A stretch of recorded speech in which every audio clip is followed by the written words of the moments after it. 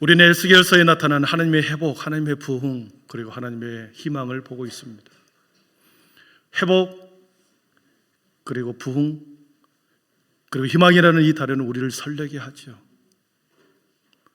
이 단어는 우리를 살리기 때문에 그렇습니다.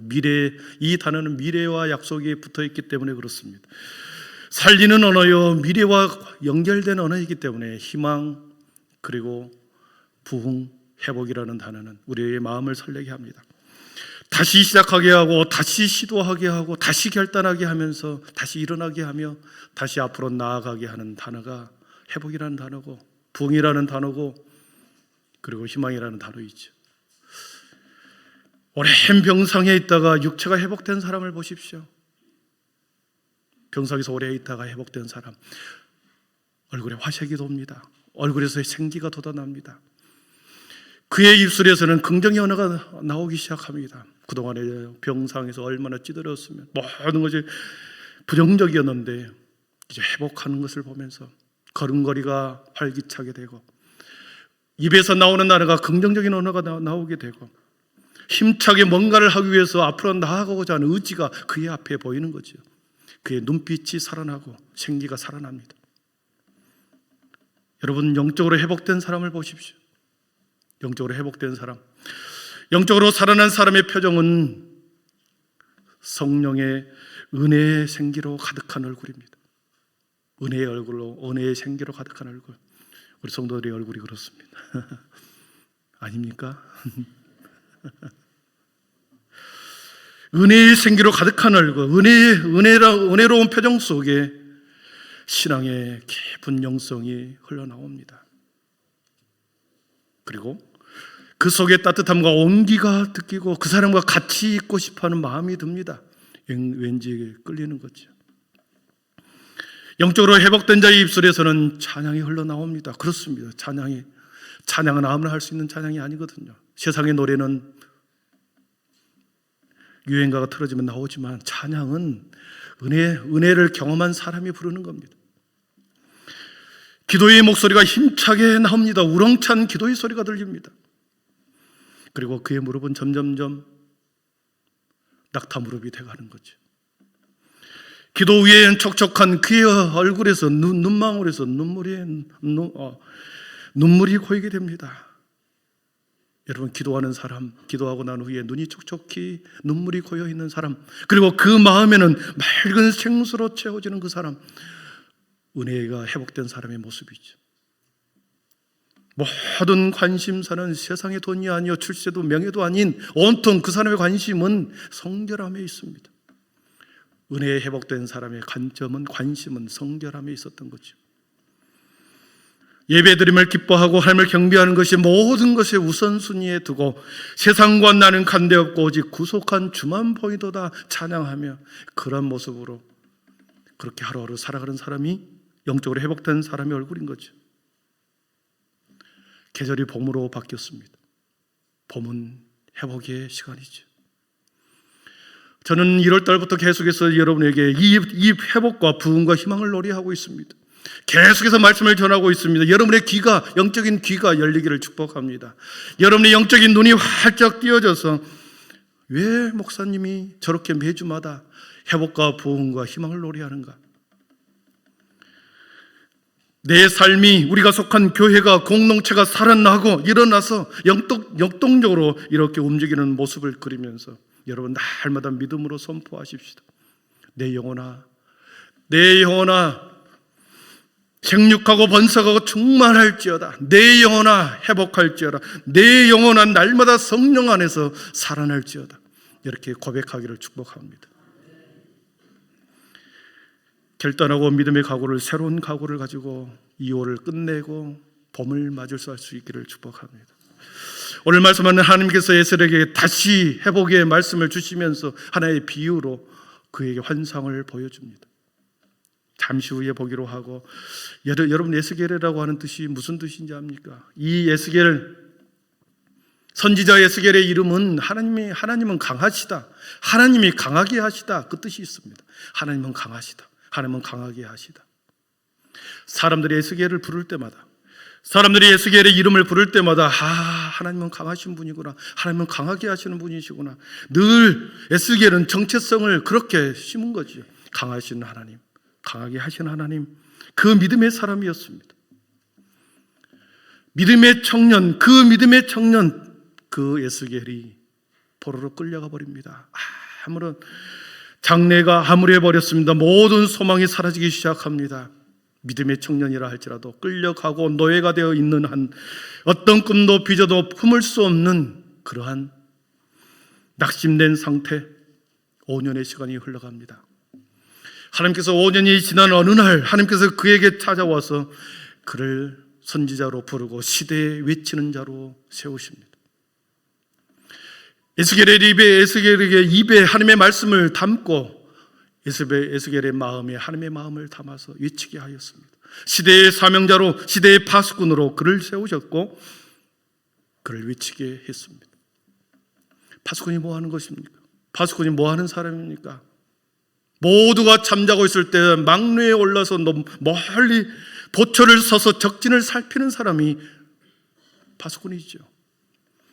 그리고 성 안에 있는 모든 사람들이 안전하게 잠을 자도록 지키는 사람이 파수꾼입니다.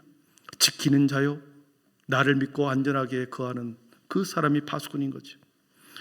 에스겔을 파수꾼으로 민족의 해방을 위한 최선두에 그를 세웁니다. 때로는 에스겔에게 경고의 나팔을 불기도 합니다. 자신의 흩어진 백성들을 향하여 경고의 나팔을 불기도 하고 회개를 촉구하기도 하고, 그리고 그에게 환상을 보여줘, 눈을 열어서 환상을 보여줘 힘들고 어렵고 낙심되어 있는 백성들을 향하여 소망과 희망과 회복을 계속해서 북돋워 주는 것입니다. 뿔뿔이 흩어지면서 매일매일 소망이 없이 살아가는 그들에게 회복과 소망을, 희망을 그들에게 계속해서 심어주는 거죠. 포로의 고단함 속에서 에스겔은 그럼에도 불구하고 밤마다 예배하고 기도하고 찬양합니다. 밤마다 바벨론 강변 한 기퉁에 청년들을 모으고 민족 해방을 위해서 거기서 기도하기 시작합니다. 고국을 바라보면서 찬양하고 기도하다가 그 기도가 눈물이 되고 통곡이 되고 모든 청년들이 밤새워 눈이 퉁퉁 부을 정도로 눈물의 밤을 보냈습니다. 뜨겁게, 간절하게, 절실하게 그들은 찬양하고 기도했습니다. 사랑하는 성도 여러분, 언제 우리가 뜨겁게 기도합니까? 언제 우리의 기도가 절실해지던가요? 평안할 때는 절실하지도 않습니다. 뜨겁게 기도하지 않습니다. 그러나 삶이 절실해지고 내 상황이 급박해지고 내 삶이 간절해질 때 우리는 그때 우리의 기도가 간절해가게 되고 뜨거워지고 절실하게 찬양하고 기도하게 되는 거죠. 이스라엘 백성들이 그랬습니다. 포로로 잡혀와서 너무나도 절박했습니다. 매일 고난한 학대 속에서 그들은 절박했습니다. 그렇게 뜨겁게 열심히 간절히 절실하게 기도했으나 시간이 지나갈수록 해방의 날이 요원하기에 점점 기도의 소리가 줄어들기 시작합니다. 열심과 열정이 식어집니다. 사람들의 마음이 점점 해이해집니다. 기도의 자리에 모였던 사람들이 한 사람 두 사람 빠져나가기 시작합니다. 도저히 해방의 기미가 보이지 않자 바벨론 문화에 동화되어 버리고 신앙도 믿음도 다 잃어버리고 영적으로 지쳐서 완전히 메말라 갔습니다. 예수님께서 승천하실 때 그랬습니다. 감람산에서 예수님이 승천하는 모습을 보면서 500명의 성도와 제자들 앞에서 예수님이 승천했습니다. 예루살렘을 떠나지 말고 내가 너희에게 보낸 보혜사 성령을 위해서 여기서 기도하라. 500명이 기도했습니다. 9일이 되고 8일이 되고 7일이 돼도 성령님이 오지 않습니다. 3일이 되고 이틀이 되고 하루가 돼도 성령이 오지 않습니다. 사람들이 떨어져 나갑니다. 120명만 남았습니다. 끝까지 기도의 자리를 지켰던 그 사람들에게는 성령이 그들에게 임했고 기도의 자리에서 간절히 부르짖었던 바벨론 그 청년들은 나이가 들어서 어느 순간에 이제 모든 사람이 떠나갔지만 그들에게는 성령의 사람이 되었습니다. 기도의 사람이 되었습니다. 그리고 하나님의 때를 기다렸습니다. 70년의 시간이 이제는 다 되었습니다. 하나님의 때가 되었고 이제는 해방의 때가 점점점 다가올 그때에 백성들의 영혼 상태는 완전히 침체되었지만 극소수의 사람만이 기도의 사람으로 남아있었던 거죠. 그들의 영혼은 마치 논에 갈라진 논에 힘겹게 생명을 붙이고 있는 그러한 볕처럼 배짱 메말라 있었습니다. 그런 그들을 향하여 하나님께서 에스겔을 통하여 저 마른 뼈와 같은 사람을 살리겠다, 회복시키겠다. 그래서 권능으로 임하시고 말씀으로 임하시고 눈을 열어서 회복의 부흥의 파노라마를 보여줍니다. 그래서 36장 34절 35절을 한번 같이 읽어봅니다. 전에는 지나가는 자의 눈에 황폐하게 보이던 사람이 이르기를 이 땅이 황폐하더니 이제는 에덴 동산같이 되었고 광명하고 적막하고 무너진 성읍들의 성벽과 있다 하리라. 주민이 있다 하리니 주민이 있다. 예, 그렇습니다. 하나님께서는 제일 먼저 무엇을 회복합니까? 무엇을 부흥시킵니까? 땅을 회복했습니다. 전에는 황폐했던 그 황폐한 땅이 이제 경작될 것이고 그 경작된 그 땅들이 에덴 동산처럼 풍성하고 아름답게 변할 것이다. 땅을 회복했습니다. 그리고 두 번째로 38절입니다. 같이 읽습니다. 황폐한 성읍을 사람의 때로 채우리라. 그리한즉 그들이 나를 여호와인 줄 알리라 하셨느니라. 아멘. 땅을 회복한 후에 그 다음에 사람을 황폐한 성읍에 사람을 채우겠다 말합니다. 36장에서는 사람을 채우겠다는 말씀하시는데 하나님이 어떤 사람으로 채울 것인가? 37장에 와서 지난주에 보았듯이 마른 뼈의 환상을 보여주면서 그들을 육체만 살리는 것이 아니라 그들의 영혼을 살려서 생명이 되게 하여 생명으로 가득한 사람으로 사람의 때로 채우시리라 말씀하신 것입니다. 하나님의 구원의 파노라가 점점 확대됩니다. 하나님이 이 회복의 약속을 무엇으로부터 시작하는가? 우리 지난주에 보았듯이 마른 뼈, 골짜기 마른 뼈 환상을 보여주면서 이 뼈들이 살아나겠느냐? 질문에서부터 시작이 됩니다. 이 뼈들이 살아나겠느냐? 예, 살아납니다. 아닙니다. 살아날 수 없습니다. 어떻게 고백하느냐에 따라서 답변하느냐에 따라서 회복이 그리고 지금 저와 여러분에게도 부흥이 여전히 일어날 줄 믿습니다. 여러분 살아납니다. 하나님 살아납니다. 이렇게 고백한다고 한다면 비록 내 자신을 쳐다보아도 옆에 있는 성도들을 볼 때도 도저히 사랑할 가망이 없지만 하나님을 의지하는 믿음으로 살아날 것입니다. 회복될 것입니다. 뼈가 살아날 것입니다. 이렇게 고백하면 어떤 역경에도 어떤 방해도 어떤 사단의 공작에도 불구하고 살아날 것입니다. 부흥하게 될 것입니다. 그러나 여러분 내 처지를 봐도 옆에 성도들의 처지를 봐도 한국교회의 상황을 봐도 전도하기가 매우 어렵고 부흥하기 매우 어려운 이 상황을 보면서 도저히 마른 뼈가 살아나지 않을 것 같습니다. 아니요, 못 살아납니다. 안 살아나겠는데요. 이렇게 고백하는 순간에 여러분 우리도 마찬가지로 마른 뼈가 되어서 함께 골짜기에 쌓여진 그 마른 뼈들과 함께 우리는 그 무덤이 죽은 자의 뼈가 되고야 말 것입니다. 하나님은 마른 뼈를 그러나 살리셨습니다. 육체와 영혼을 살리셔서 생명이 되게 했고 그들을 군대가 되게 했습니다. 군대로 많은 사람이 되게 했습니다. 그래서 사람의 때로 채우리라. 하나님은 땅을 회복하고 생명으로 가득한 하나님의 백성으로 회복시키셨습니다. 사랑하는 성도 여러분, 하나님께서는 불가능한 것을 반드시 가능하게 하신 줄, 살아계신 하나님인 줄 믿습니다. 우리가 하나님을 신뢰하는 것보다도 우리가 하나님을 믿는 것보다도 훨씬 더 큰 능력과 권세와 그리고 위대함을 가지고 계신 분이 하나님이십니다. 그래서 우리의 지식과 우리의 상식으로 하나님을 판단하지 마십시오. 우리의 상식이나 우리의 경험의 수준으로 가지고 말씀을 재단하지 마시고 우리의 상식과 경험치를 뛰어넘을 때 하나님의 기적은, 하나님의 능력은 반드시 일어나게 될 줄 믿습니다. 마른 뼈가 살아납니다. 마른 뼈가 살아납니다. 마른 뼈가 살아납니다. 메마른 영혼들이 살아날 것입니다. 오늘 말씀에 보니까 두 막대기를 하나 되게 하신 비유를 듭니다. 하나님께서 에스겔에게 환상을 보여주죠. 막대기 두 개를 들고 와서 두 개를 합해라. 16절 17절을 같이 읽어보겠습니다. 16절 17절입니다.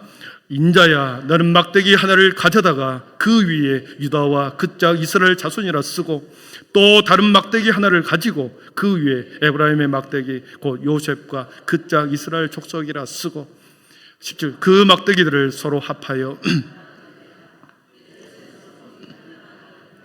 아멘. 막대기 두 개를 들고 하나는 유다와 그 짝 이스라엘 자손이라고 쓰고, 한쪽에는 에브라임 자손 곧 요셉의 자손들의 이름을 쓰고, 두 막대기를 합해라. 19절에 보니까 그 막대기를 유다의 막대기에 붙여서 하나가 되게 해라 그랬습니다. 여러분, 이것은 뭐겠습니까? 바벨론 땅 곳곳에 흩어진 12지파들을 하나가 되고 통일시키겠다는 거죠. 나라와 민족을 하나 되게 하고 통일시키겠다고 하는 하나님의 회복입니다. 처음엔 땅을, 그리고 사람을, 그리고 이제는 나라를. 하나님의 꿈과 비전은 창세기에서 이미 아브라함에게 내가 너로 큰 민족을 이루고 창대케 하리라, 큰 민족을 이루겠다라고 하는 이 하나님의 약속을 하나님께서는 다시 에스겔에게 확인시켜 주시는 거죠. 12지파를 하나 되게 하겠다. 마침내 통일 왕국 다윗의 왕권을 다시 회복하게 하나님으로 하나 되게 하겠다. 한 민족이 되게 하겠다. 그렇게 말씀하시는 거죠. 하나님의 꿈과 비전은 하나였습니다. 하나님의 백성이 하나 되는 것이고, 하나님의 백성이 하나님과 하나 되는 것이었습니다. 하나님의 백성들끼리가 하나 되는 것이고, 하나님의 백성들이 하나님과 하나가 되는 것이 하나님의 꿈이었습니다. 주도 하나요, 성령도 하나요, 믿음도 하나요, 세례도 하나요, 하나님도 하나다 그랬습니다. 주님이 한 분이시고, 믿음도 하나고, 성령님도 하나시고, 하나님도 한 분이시기에 하나님의 꿈은 하나였습니다. 하나가 되는 것, 하나님 안에서 하나가 되는 것, 그것이 하나님의 마음이요, 하나님의 뜻이었습니다. 성령 안에서 하나가 될 때, 하나님 안에서 하나가 될 때 진정한 회복과 부흥이 거기에서 일어나는 것입니다. 성령의 사람은 성도들로 하여금 계속해서 하나님 앞에 붙어있게 만들어줍니다. 집사님, 회복하십시오. 하나님 앞에 나가십시오. 이제 기도로 나가십시오. 하나님 앞에 계속 붙어있게 해주는 사람이 성령의 사람입니다. 믿음을 북돋아주고 낙심한 자의 손을 붙들어주고 그를 통하여 하나님 앞에 계속 붙어있게 만들어주는 겁니다. 집사님, 그렇게 말하지 마. 하나님이 듣고 있잖아. 그렇게 불평하고 그의 입술로 그 불평의 입술이 사람들을 퍼지면 하나님이 듣고 있잖아. 그렇게 말하지 마. 그러면서 다독이고 하나 되게 하는 것입니다.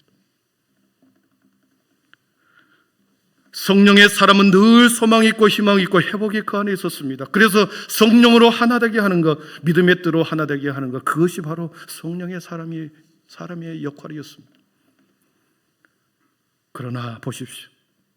우리가 하나님과 하나 되지 않을 때, 하나님과 분리되어 있을 때, 나누어질 때 비극이 거기서 시작이 됩니다. 하나님과 나누어지는 순간, 성도와 성도가 나누어지는 순간 비극이 거기서 시작됩니다. 배고픈 짐승이 사자가 누구를 잡아먹겠습니까?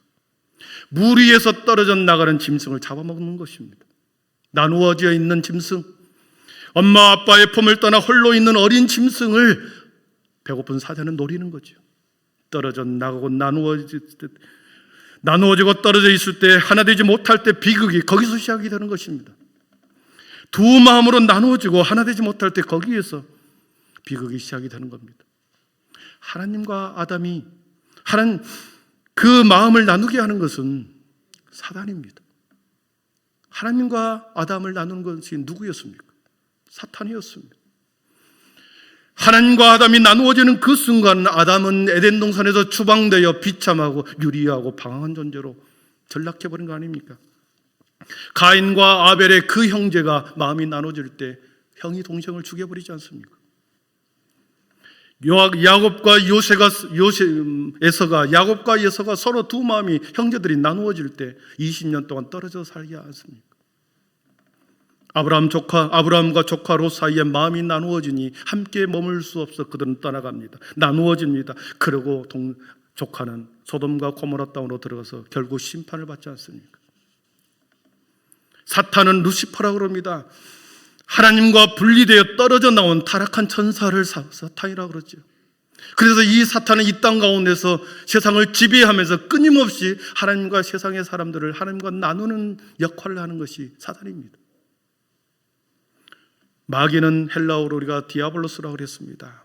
대적자요, 중상모략자요, 나누는 자였습니다. 사람의 영혼을 노략질하기 위하여 편을 가릅니다. 나눕니다. 편을 나눠서 중상모략하게 하나님과 분리시키는 것이 마귀라는 거죠. 그래서 하나 되지 못하게 합니다. 광명의 천사로 가정하여 하나님과 인간을 나누어 버립니다. 하나님과 분리시켜 떨어져 나가서 실족하게 만드는 것이 사탄이요 마귀의 역할이었습니다. 그러나 하나님은 하나 되게 합니다. 성령 하나님은 싸매시고 고치시고 회복시키시고 다시 하나님을 붙잡게 만들어 그의 영혼을 회복시키시는 거예요. 성령님은 살리시는 영이십니다. 사랑하는 성도 여러분, 여러분의 성령의 사람이 되기를 축원합니다. 하나님을 꼭 붙잡고 살아감으로 하나 되기를 축복합니다. 성도와 성도 사이에 하나 되기를 원하고 하나님과 여러분 사이에 하나 되기를 원하는 그러한 믿음으로 하나 될 때 사는 길이 거기 있습니다. 지금으로부터 100년 전 1913년 스테판슨이라고 하는 사람, 캐나다 탐험대가 11명을 데리고 북극을 횡단하려고 계획을 했습니다. 11명을 데리고 북극 탐험을 진행했습니다. 출발합니다. 그가 그 11명을 태우고 갔던 그 탐사선이 빙벽에 부딪혀 파산되고 말았습니다. 고립되고 11명의 사람은 고립되면서 1년 동안 생존하게 되는데 11명의 탐험대원들이 1년 동안 고립되면서 서로가 서로를 사고에 대한 책임을 그 사람에게 묻습니다. 책임을 따지고 비난하고 잘못을 지적하고 동료들이 갖고 있는 식품을 몰래 훔쳐먹고 속이면서 이기적인 산업으로 변화갑니다. 그래서 그들의 11명의 마음이 다 나누어져 버렸습니다. 그 순간 북극 한복판에서 11명의 모든 사람이 다 죽어버린 거죠. 그러나 정확히 1년 후에 영국 탐험가 어네스트 세클턴이라는 사람이 다시 27명을 데리고 이제는 남극을 탐험하려고 출발을 했습니다. 남극 대륙. 세클턴이 이끄는 그 배가 출항하고 며칠 안 돼야 똑같이 파산해버립니다. 바다 위에 떠있는 얼음에 부딪혀서 배가 파산합니다. 난파되고야 말았습니다. 그는 보트에 지붕도 없는 보트에 올라타서 27명이 그 보트에 올라타서 2년 동안 생존합니다. 2년 동안 추위와 모든 어려움 속에서도 2년 동안 새를 잡아먹으면서 서로의 음식을 조금씩 나누어 먹으면서 2년을 그렇게 엄청난 시련을 함께 견뎠습니다. 사진을 보내주시죠. 데니스 엠 퍼킨슨이라고 하는 사람이 세클턴의 서바이벌 리더십이라는 책을 썼습니다. 저 세클턴이라는 사람을 인터뷰를 하면서 어떻게 2년 동안 그 힘든 시간을 보내왔습니까? 질문한 거죠. 탐험대장 세클턴 대장은 말합니다. 끊임없는 힘과 창의력과 영감을 대원들에게 나는 불어넣어 주었다. 27명의 모든 사람을 차별하지 않고 똑같이 대우했다. 세클턴은 구성원의 성격과 특성을 이해하고 서로를 배려하게 했다. 그리고 무엇보다도 나는 솔선수범했다. 극한 상황에서 서로에 대한 배려를 아끼지 않았고 희생정신을 바탕으로 진정한 팀워크를 이루었습니다. 비난이 아니라 격려였고 네가 해라가 아니라 내가 하는 솔선수범을 보여주었고 미래를 향한 희망과 소망을 그들에게 끊임없이 불어넣어줌으로 대원들 27명이 온전히 생존하여 돌아온 것이죠. 나눌 때 모두 다 죽었습니다. 그러나 격려하고 배려하고 하나가 되었을 때 27명의 모든 대원은 살아났습니다. 사랑하는 성도 여러분, 어쩌면 저와 여러분들은 우리 한빛교회가 생명의 구조선과 같은 생명의 구조선을 타고 가는 목적지를 향하여 타고 가는 것이 우리 한빛교회입니다. 이 한빛교회라고 하는 것은 생명의 구조선같이 세상 사람들을 흘러가면서 물에 빠져 있는 사람을 구해내고 배에 태워서 천국을 향한 목적지까지 가는 것이 우리 한빛교회인 거죠. 구조선의 배는 반드시 모든 구성원들이 한 방향을 향하여 나아가야 하고, 그리고 하나가 될 때 파선하지 않고 자초하지 않고 생명을 보존할 목적지까지 도달할 수 있는 것이죠. 우리 교회도 그렇습니다. 교회 공동체도 한 방향을 향하여 하나가 될 때, 하나님께서 주신 비전을 따라 나아갈 때, 목사님 그거 아닌데요, 권사님 그게 아닌데요, 계속 딴지를 걸면 앞으로 나아가겠습니까? 앞을 향하여 노를 저어야 하는데 계속 뒤로 노를 저어버리면 교회는 가운데서 빙글빙글 맴도는 거죠. 마침내 한 나라가 되었습니다. 뿔뿔이 흩어진 유대 백성들을 하나님께서는 마침내 70년 후에 하나가 되게 해주시겠다 보여주십니다. 우리 21절과 22절을 같이 읽어봅니다. 22절입니다. 그들에게 이르기를 주 여호와께서 이같이 말씀하시기를 내가 이스라엘 자손을 잡혀간 여러 나라에서 인도하며 그 사방에서 모아서 그 고국 땅으로 돌아가게 하고 그 땅 이스라엘 모든 산에서 그들이 한 나라를 이루어서 한 임금이 모두 다스리게 하려니 그들이 다시는 두 민족이 되지 아니하며 두 나라로 나누이지 아니할지라. 아멘. 다시는 두 민족이 나누어지지 않겠다 약속합니다. 다윗 왕권, 한 나라, 한 임금, 예수 그리스도를 중심으로 다시는 나누어지지 않는 나라를 회복시키시겠다는 거죠. 그런데 구원의 회복의 파도나마에서 가장 중요한 것은 여기서 멈추는 것이 아니었습니다. 마지막 하나님께서 회복하시는 것이 있었습니다. 마지막으로 하나님께서 회복하시고자 원하는 것이 있었습니다. 우리 26절, 27절, 28절을 같이 읽어봅니다. 26절부터 끝절입니다. 내가 그들과 화평의 언약을 세워서 영원한 언약이 되게 하고 또 그들을 경고하고 번성하게 하며 내 성소를 그 가운데에 세워서 영원히 이르게 하리니 내 처소가 그들 가운데에 있을 것이며 나는 그들의 하나님이 되고 그들은 내 백성이 되리라. 내 성소가 영원토록 그들 가운데 있으리니 내가 이스라엘을 거룩하게 하는 여호와인 줄을 열국이 알리라 하셨다 하라. 아멘. 26절에 보십시오. 내 성소를 그 가운데에 세워서 영원히 이르게 하겠다. 27절에 내 처소가 그들 가운데 있을 것이며 나는 그들의 하나님이 되고 그들은 내 백성이 되리라. 28절입니다. 내 성소가 영원토록 그들 가운데 있으리니. 사랑하는 성도 여러분, 하나님께서 마지막 회복시키시고자 하는 것은 성전이었습니다. 36장에서 앞에서 말한 것처럼 먼저 땅을 회복시켰고 그 다음에 사람을 회복시켰고 그 다음에 한 민족을 이루게 했습니다. 그리고 마지막으로 하나님의 성소, 하나님의 성전을 회복하시는 것이 하나님의 궁극적인 회복의 부흥의 파노라마였습니다. 말씀을 정리합니다. 에스겔에게 마지막 때에 하나님께서 회복시키시고자 하는 것은 하나님의 성전이었습니다. 이 성전의 회복을 위해서 민족의 회복의 청사진을 보여준 거죠. 땅에서 사람으로, 사람에서 민족으로, 민족에서 성전으로 하나님은 이 땅에 하나님의 나라를 회복하는 것, 하나님의 나라가 하늘에서 이루어진 것처럼 이 땅에서 이루어지는 것, 그리고 그 꿈은 마지막 성전의 회복이었고 그 회복은 곧 예배의 회복이었고 곧 그것은 하나님과 내가 하나 되는 것이었습니다. 하나님의 청사진을 우리는 보았습니다. 종을 통하여 청사진을 보았습니다. 사랑하는 성도 여러분, 땅은 뭐겠습니까? 땅을 회복했다고 하는데 이 땅이 뭐겠습니까?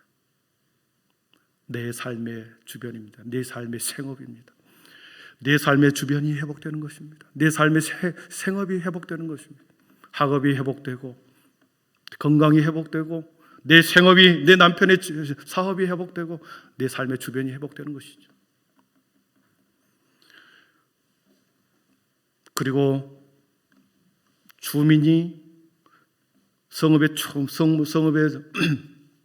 가득 차리라. 이것은 무엇을 말하겠습니까? 저와 여러분의 개인의 영성, 몸만 살아있는 것이 아니라 영혼이 살아있는 생명의 사람이 되게 하는 것, 저와 여러분이 성령의 사람이 되게 하는 것입니다. 우리의 생업이 회복되고 저와 여러분의 메마른 영혼들이, 저와 여러분의 영혼들이 다시 생기로 가득한 하나님의 회복을 의미한 것입니다. 민족을 회복시키겠다, 한 나라를 만들겠다 하고 하는 말은 무엇이겠습니까? 우리 한빛교회를 하나 되게 하겠다는 것입니다. 한빛교회가 교회 안에서 하나 되고 성도 안에서 하나 되고 성도가 하나님과 하나 되는 것, 통일을 이루는 것, 그거지요. 그리고 마침내 그 사람들이 모여서 예배가 회복되고 성전이 회복되고 그 회복을 통하여 하나님과 여러분이 하나 되는 것, 이것이었습니다. 사랑하는 성도 여러분, 우리는 청산일을 보았습니다. 이 청산일을 가지고 우리는 기도해야 할 줄 믿습니다. 예배 때마다 더 간절하게 더 마음과 정성을 다하여 우리가 예배 드리십시다. 여러분, 찬양할 때 입을 다물지 마십시오. 앞에서 찬양을 인도하는 사람이, 앞에서 기도 인도하는 사람이 피를 토할 정도로 찬양하고 기도하면 성도들은 그때서 입을 벌립니다. 그러나 앞에서 찬양하는 사람이 힘없게, 기도하는 사람이 힘없게 인도하면 성도들은 가만히 있습니다. 그러나 죽을 둥 살 둥 찬양하고 기도하면 그때서야 성도들이 이렇게 소리를 지르게 되는 거죠. 예배 때마다 여러분의 마음을 활짝 열어서 찬양의 가사에 집중하여 기도의 마음을 담아서 찬양할 때 여러분의 마음이 열리게 되는 거죠. 그 찬양의 가사에 여러분의 마음을 담아서 부를 때 거기에서 여러분의 마음의 회복이 일어나는 것입니다. 예배를 사람들은 너무나도 무시합니다. 기분 나쁘다고 예배를 안 나옵니다. 상처 입었다고 예배를 안 나옵니다. 예배를 너무나도 무시한 행태 아니겠습니까? 내가 삶의 주변에서 어려움이 있고 관계에 어려움이 있어도 그래도 내가 기도의 자리는 나가야지. 내가 그것은 그것이고 내가 예배의 자리는 예배, 기도의 자리는 기도의 자리는 나가야지. 그러면서 그 자리를 지키는 것이 성도가 아닙니까? 성도 간의 교제 속에 사랑의 띠로 하나 되기를 축복합니다. 성도와 성도들 간에 하나 되고 성도와 하나님과 하나 되고 교회가 모든 교회의 성도가 하나가 될 때 하나님께서는 반드시 그 사람, 그 가정, 그 교회를 회복시키시고 부흥을 주실 줄 믿습니다. 기도하겠습니다.